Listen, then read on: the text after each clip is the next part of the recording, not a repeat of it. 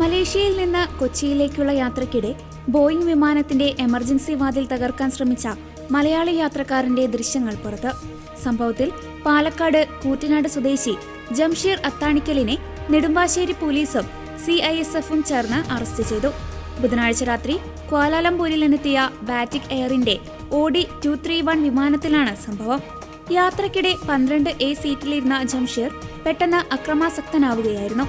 Emergency exit ഭാഗത്തെ window panel കാലുകൊണ്ട് അടിച്ചു തകർക്കുന്നതും തുടർന്ന് ബലമായി ഡോർ തുറക്കാൻ ശ്രമിക്കുന്നതുമായ ദൃശ്യങ്ങളാണ് പുറത്തുവന്നത്. തടയാൻ ശ്രമിച്ച ക്യാബിൻ ക്രൂവിനെയും സഹയാത്രക്കാരെയും ഇയാൾ തള്ളിമാറ്റുകയും ഭീഷണിപ്പെടുത്തുകയും ചെയ്തു.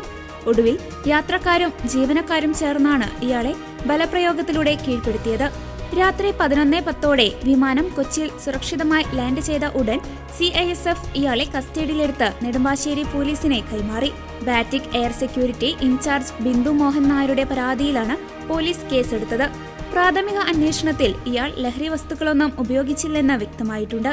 അതേസമയം മാനസികാസ്വസ്ഥം അനുഭവിക്കുന്ന വ്യക്തിയാണോ ഇയാളെന്ന കാര്യം പരിശോധിച്ചു വരികയാണ്. വിമാനയാത്രാ പശ്ചാത്തലവും മറ്റ് വ്യക്തിപരമായ കാര്യങ്ങളും അന്വേഷിച്ചു വരികയാണെന്ന് പോലീസ് വ്യക്തമാക്കി.